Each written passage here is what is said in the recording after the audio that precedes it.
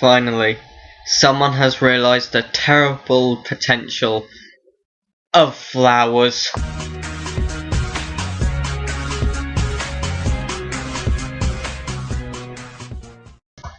So, thankfully, this episode is a massive improvement over last week's episode. Not only do we not have an embarrassing scene where the villain is forced to have sex with some random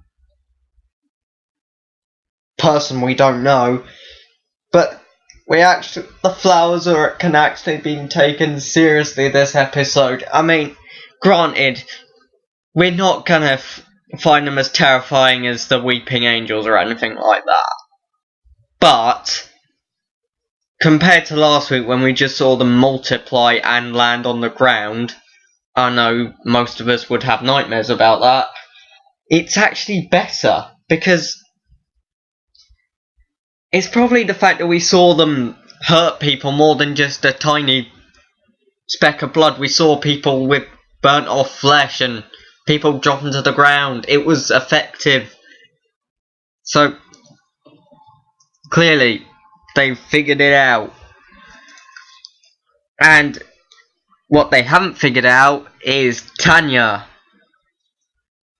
She is practically only there for getting the parents to the portal. That's really all she's there for. She doesn't do much this episode. I think they just made Tanya just in case there was room for another person, but not really. It's just better if you can fit her in, but if not, just give her something to do, because clearly Ram and April were obviously unavailable. Charlie, Miss Quill and Matisse were figuring out whether to use the Cabinet of Souls, so she was the only one left. Yeah, but it's not all that bad. The scenes with the parents and all that were good, apart from the whole when they were arguing about Ram and April getting in a relationship. Then I just thought of Miss Quill's question to Matt in episode 3 when she was just like teen angst. I feel like that was just all this scene was, just teen angst. But talking of April and Ram, they were probably the most interesting part of this episode, because obviously they were trying to get into a relationship, and obviously they had to sort all this out. And we got a better look of the planet of the Shadowkin, or the underneath, which is good, and they really look impressive.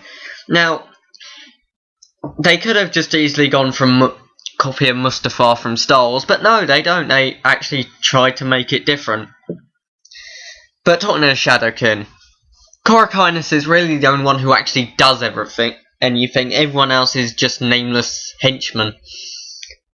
Which is okay at first, but when April and Korra Kynus were fighting, and then April just paused to talk to her parents, or talk to her dad, everyone just stood there like, I get it when they were fighting, don't interrupt, but no one's gonna try and save the king. You could be rewarded. You're just gonna let her stand there and talk, and then just wait for whatever's gonna happen to happen.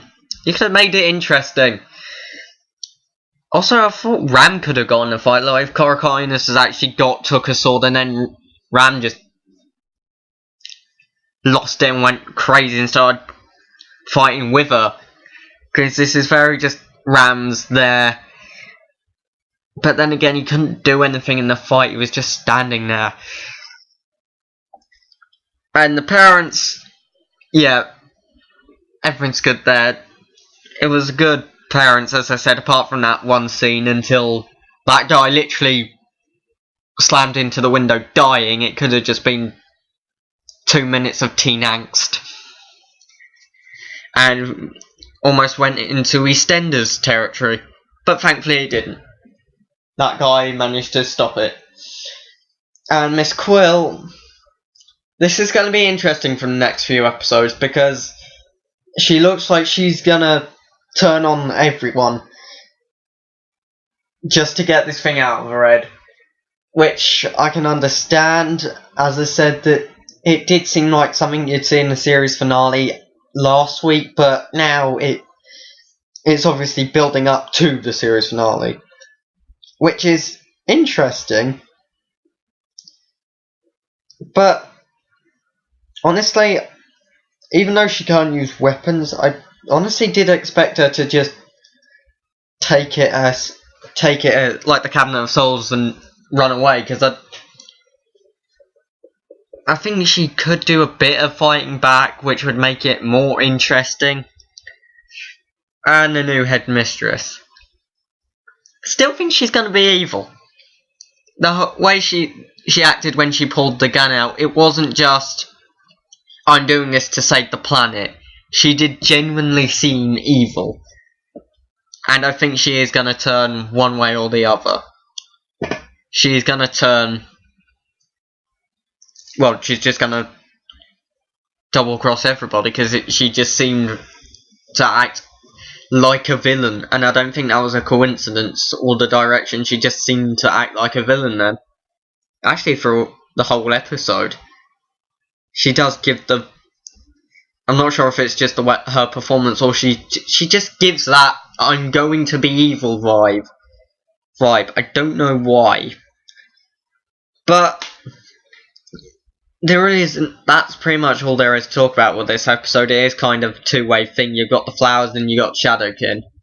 But April being queen of the Shadowkin, this is probably their last appearance in this series. Maybe they'll come back if they've got another series.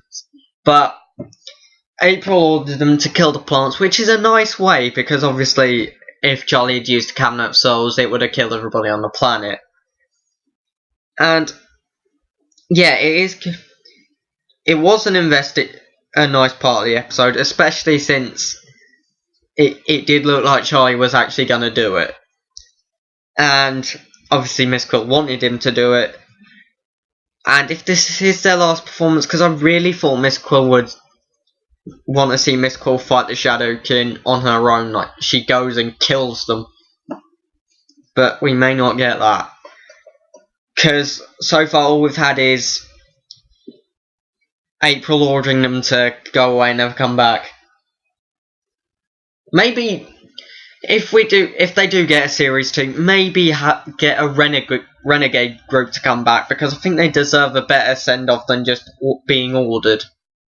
I don't think that, I know that's kind of what they are, but I think that there should be a better way of sending them off than that. Other than that, great episode. I'm gonna give this one an 8 out of 10 this week, because it was honestly more investing than last week.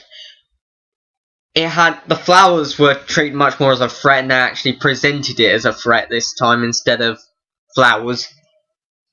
Something that Alan Tishmarsh would release. Every character had at least one good scene that I actually cared about, and yeah, it did. At least now I know that last week's episode isn't just going to be bad for the sake of bad. It's kind of bad if you don't see this episode straight after. Which I'm gonna do it when this series ends. I'm gonna watch every episode through back to back to see if there's any more episodes like this. See if they improve. But from now on, 8 out of 10. Great performance. Which means the total for this episode and the next, or the last episode, is 15 out of 20. Good job. Although the title, why Brave-ish? Couldn't it just read Braveheart, but Brave-ish? Kind of takes the grandeur out of it if you just add ish. Just ish. This is my review ish of Brave-ish Heart. I'm kind of giving it 8 out of 10 ish. I liked ish this episode. You see, just adding ish on the end of it doesn't really work. This is a good ish episode. No, why Brave-ish? I really don't get that.